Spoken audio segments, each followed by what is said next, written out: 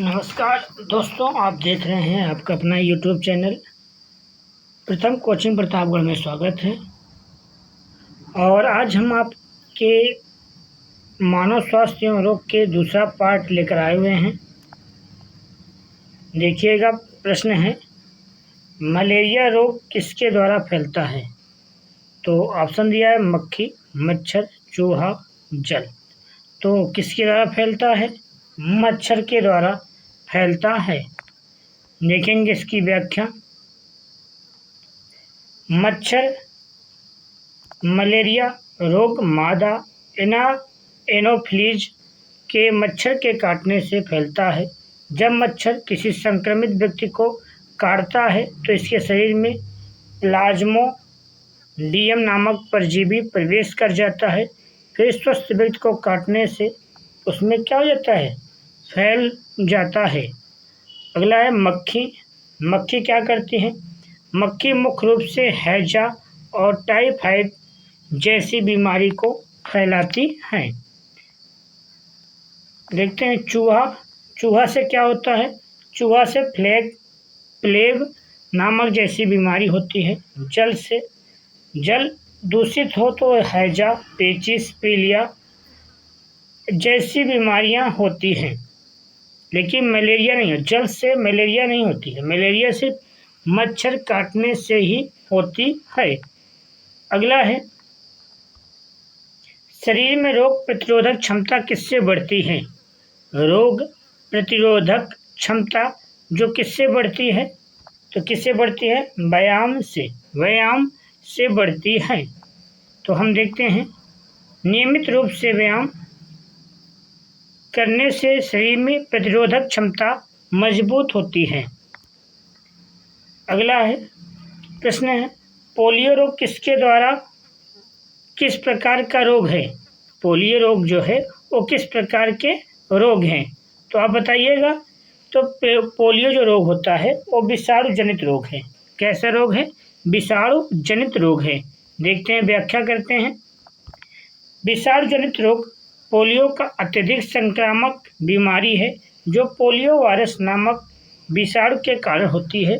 यह वायरस मुख्य रूप से तंत्रिका तंत्र पर हमला करता है और कुछ ही घंटों के पश्चात लकवा या पैरालिसिस हो सकता है। जीवाणु से होने वाले रोग अलग होते हैं, जैसे हैजा, टीबी और टाइफाइड। ये जो रोग होते हैं जीवाणु जनित रोग होते हैं। कवक जनित रोग।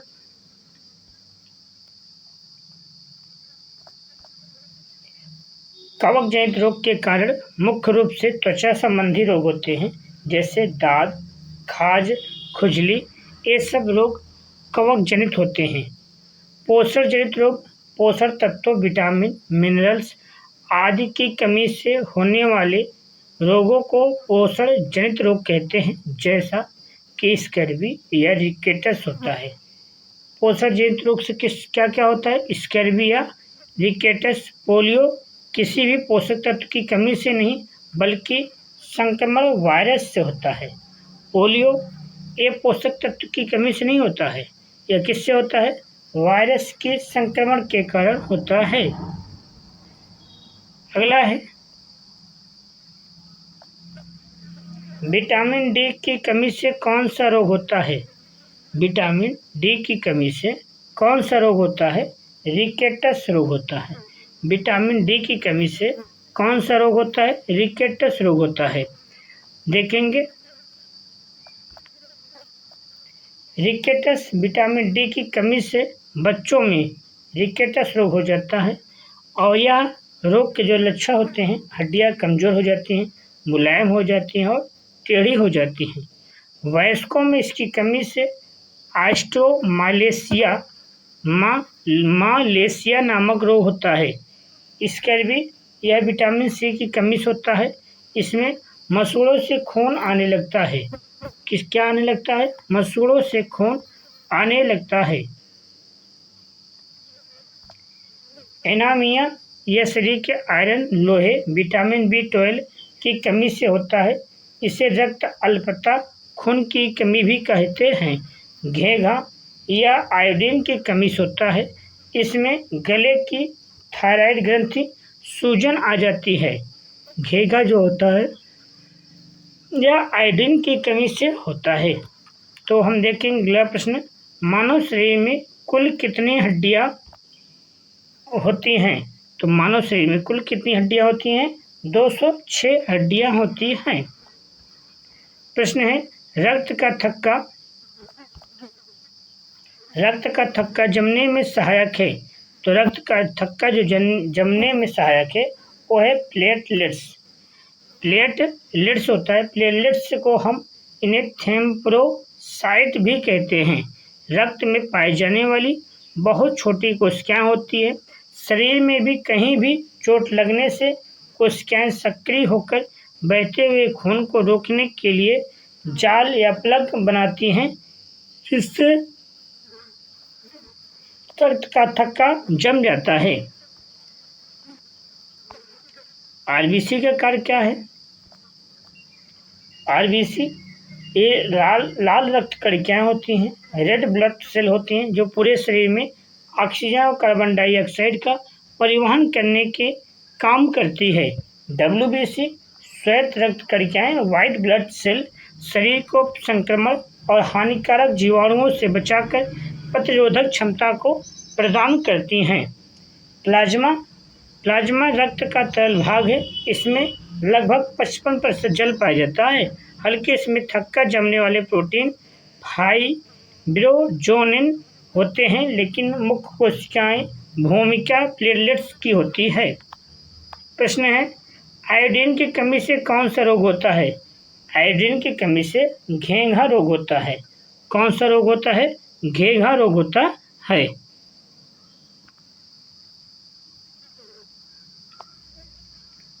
प्रश्न है, स्वस्थ शरीर के लिए सबसे आवश्यक क्या है? स्वस्थ शरीर के लिए जो सबसे आवश्यक है संतुलित आहार है। क्या है? संतुलित आहार है।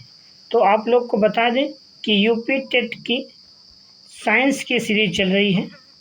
किसकी? साइंस की सीरीज चल रही है, और यह आपको यूपी टेट के हुबहू पूरे प्रश्न दिखाई देंगे, क्योंकि एनसीईआरटी और अथेंटिक बुक से लिया गया प्रश्न है, और यह आपको यह वो प्रश्न आपके एग्जाम में दिखाई देगा। प्रश्न है, शरीर का तापमान नियंत्रित करने में कौन सहायक है? शरीर का जो तापमान है वो नियंत्रित करने में कौन सहायक है? तो इसका आंसर जाएगा त्वचा। क्या हो जाएगा? त्वचा जो है वो शरीर के तापमान को नियंत्रित करने में सहायक करती है। अगला प्रश्न है, मानव शरीर में रक्त परिसंचरण की खोज किसने की थी? तो रक्त परिसंचरण की खोज जो है वो विलियम हार्वे ने की थी। कौन किया था? विलियम हार्वे ने की थी। अगला प्रश्न है, विलियम हार्वे, अंग्रेजी चिकित्सक विलियम हार्वे सन 1628 ईस्वी में मानव शरीर में रक्त परिसंचरण और हृदय कार्यप्रणाली की खोज की। उन्होंने रक्त परिसंचरण का जनक कहा जाता है। विलियम हार्वे को क्या कहा जाता है? रक्त परिसंचरण का जनक कहा जाता है। न्यूटन ने गुरुत्वाकर्षण नियम और गति के सिद्धांतों की खोज की है। डार्विन जो है वो विकासवाद सिद्धांत का और प्रकृति का चयन का नियम दिया है। मेंडल ने क्या किया था? मेंडल ने आनुवंशिकी जनक कहा जाता है। इन्होंने मटर के पौधों पर प्रयोग किए थे। आनुवंशिकी के जनक कौन है? मेंडल है। मेंडल को क्या कहा जाता है? फादर ऑफ जेनेटिक्स कहा जाता है। और उन्होंने किस पर पौधे पर प्रयोग किया था? मटर के पौधों पर प्रयोग किया था। प्रश्न है, टीबी रोग मुख्यतः किस अंग को प्रभावित करता है? टीबी जो रोग होता है वो मुख्यतः किसको प्रभावित करता है?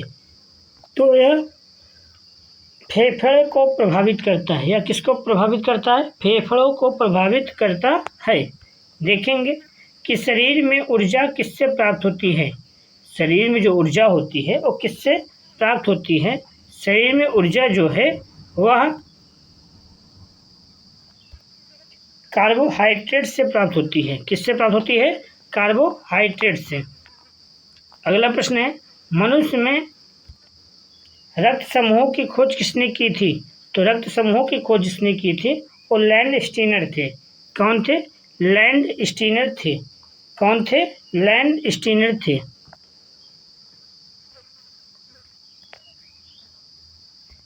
देखेंगे, लैंड स्टीनर ऑस्ट्रेलियाई वैज्ञानिक थे जिन्होंने सन 19 ईस्वी में मानव रक्त समूहों ABO की खोज की।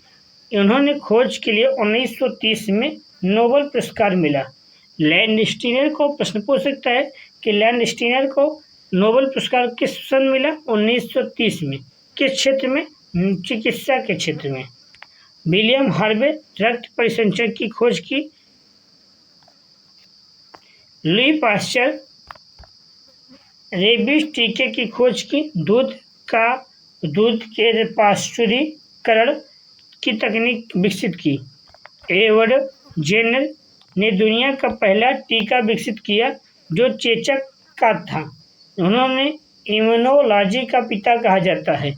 एडवर्ड जेनर को इम्यूनोलॉजी का पिता कहा जाता है। एड्स रोग किससे होता है?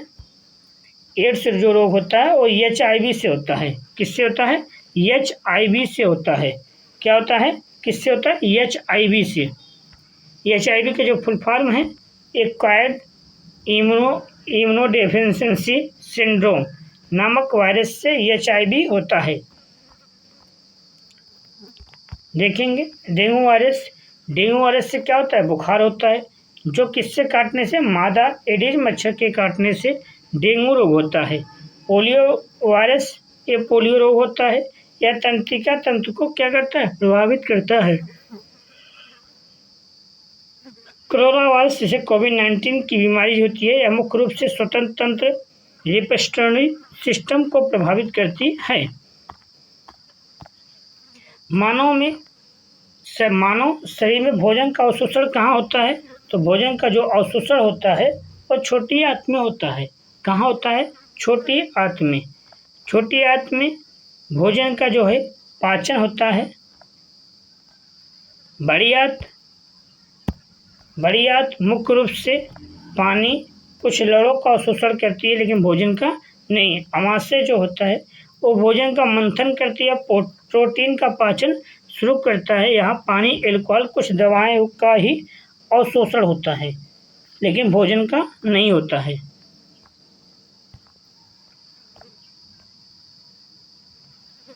अगला है, लाल रुधिर कणिकाओं का निर्माण कहाँ होता है?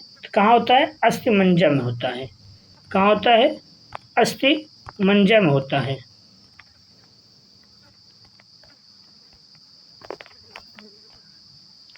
धूम्रपान से सबसे अधिक अंग कौन प्रभावित होता है? फेफड़े। कौन से होते हैं? फेफड़े।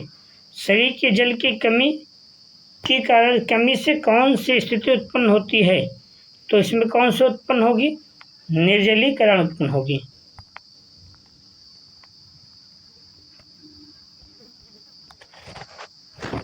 प्रश्न है, मानव हृदय प्रति मिनट में कितनी बार धड़कता है या कितनी बार धड़कता है? 72 बार।